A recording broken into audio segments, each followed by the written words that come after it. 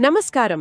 ఈరోజు మనం దేవుని తీర్పు అనే భావన గురించి కాస్త లోతుగా మాట్లాడుకుందాం. కీర్తనల గ్రంథం ఇంకా అపోస్తలుడైన పౌలు ఏథెన్స్లో చేసిన ప్రసంగం వీటిని ఆధారంగా చేసుకుని చర్చిద్దాం.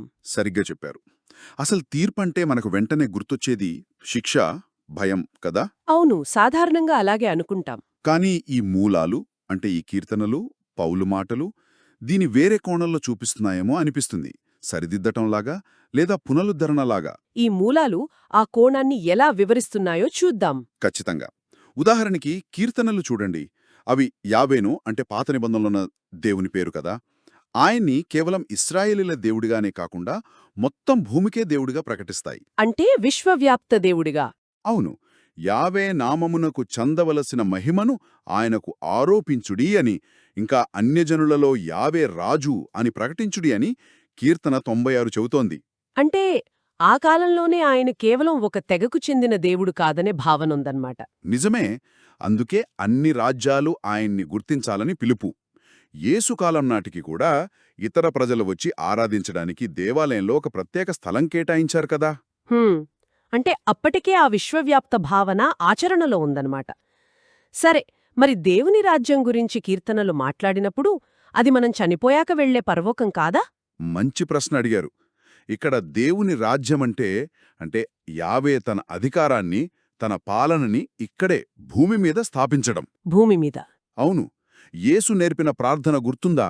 నీ రాజ్యం వచ్చునుగాక, నీ చిత్తం పరలోకమందు నెరవేరుచున్నట్లు భూమియందును నెరవేరునుగాక అని. అవును, ఉంది కదా. అలాగే కీర్తన 96లో లోకము స్థిరపరచబడియున్నది, అది కదిలింపబడదు, ఆయన నీతిని బట్టి ప్రజలకు తీర్పు తీర్చును అని ఉంది. అంటే అస్థిరంగా ఉన్న ప్రపంచాన్ని ఆయన పాలనతో స్థిరపరచడం, న్యాయంతో పాలించడం. సరే, ఇప్పుడు ఈ తీర్పు అనే మాట దగ్గరకొద్దాం. నీతిని బట్టి తీర్పు తీర్చును అంటే కేవలం తప్పు చేసిన వాళ్లని శిక్షించడం మాత్రమేనా? లేక ప్రపంచంలో ఉన్న అన్యాయాలను అంటే పాలకుల అవినీతి, లంచగొండితనం, పేదవాళ్లను అణిచివేయడం వీటన్నింటినీ సరిదిద్దడమా అని కదా మీ ప్రశ్న? అవును, సరిగ్గా అదే. ఒక సరైన న్యాయమూర్తి వచ్చి అన్నిటినీ చక్కదిద్దుతాడనే ఆశలాంటిదా? ఖచ్చితంగా. ప్రాథమికంగా తీర్పు అంటే అదే. సరిదిద్దడం, ఒక క్రమంలో పెట్టడం. ఎన్టీ రైట్ లాంటి పండితులు కూడా ఇదే నొక్కి చెబుతారు. అంటే ప్రపంచం దేవుడు ఉద్దేశించిన దారి తప్పింది, దాన్ని మళ్లీ దారిలో పెట్టడమే తీర్పు ముఖ్య ఉద్దేశ్యం. అవును. అయితే ఇందులో ఇంకో కోణం కూడా ఉంది. దేవుడు సరిదిద్దేటప్పుడు చెడును, అన్యాయాన్ని, దోపిడీని చూస్తూ ఊరుకోడు. వాటికి గట్టిగా కాదు అని చెప్పడం కూడా తీర్పులో భాగమే. అంటే దుర్మార్గాన్ని, అణచివేతను ఆయన సహించడు. అస్సలు సహించడు. అది కూడా తీర్పులో భాగమే. కాని తీర్పు అంటే కేవలం అదే కాదు. దాని అసలార్థం పునరుద్ధరణ. ఇక్కడే నాకు చాలా ఆసక్తిగా అనిపించింది. దేవుడు తీర్పు తీర్చడానికి వస్తున్నాడంటే ఆకాశము, భూమి, సముద్రము, పొలాలు, చెట్లు అన్నీ ఆనందిస్తాయని కీర్తన చెబుతోంది. సాధారణంగా భయపడాలి కదా. నిజమే. విచిత్రంగా అనిపిస్తుంది కదా. కాని ఆ ఆనందం ఎందుకంటే అది వినాశనం కాదు, పునరుద్ధరణ కాబట్టి. పునరుద్ధరణ. అవును. అస్తవ్యస్తంగా, అన్యాయంగా ఉన్న ప్రస్తుత పరిస్థితి పోయి దేవుడు మొదట ఎలా ఉండాలని కోరుకున్నాడో అలా, అంటే శాంతి, న్యాయం నెలకొంటాయని ఆశ. అందుకే పాడైపోయినా, బాధపడుతున్న సృష్టి అంతా ఆ విడుదల కోసం ఎదురుచూస్తూ ఆనందిస్తోంది. అంటే దేవుడు తాను సృష్టించిన దాన్ని వదిలిపెట్టలేదు, దాన్ని బాగు చేయడానికి వస్తున్నాడనే నమ్మకమన్నమాట. సరిగ్గా అదే. మరి పౌలు ఏథెన్స్లో అరియపాగస్ దగ్గర మాట్లాడింది కూడా దీనికి సంబంధించిందేనా? పౌలు కూడా ఇదే యూదా వేదాంత నేపథ్యం నుంచే మాట్లాడుతున్నాడు కదా. అపోస్తలుల కార్యములు 17వ అధ్యాయం చూస్తే అక్కడ పౌలంటాడు, దేవుడు లోకానికి నీతి చొప్పున తీర్పు తీర్చడానికి ఒక రోజును పెట్టాడని. ఎవరి ద్వారా?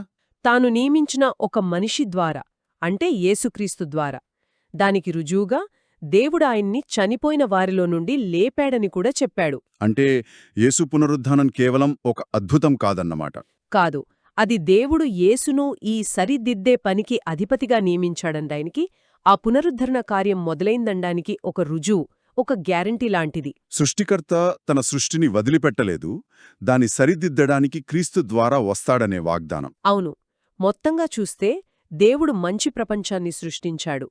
అది చెడిపోయినా దాన్ని వదిలేయలేదు. తీర్పు ద్వారా, క్రీస్తు ద్వారా దాన్ని సరిదిద్ది పునరుద్ధరించడానికి ఆయన కట్టుబడి ఉన్నాడు. కాబట్టి తీర్పు అనేది వినాశనం కాదు.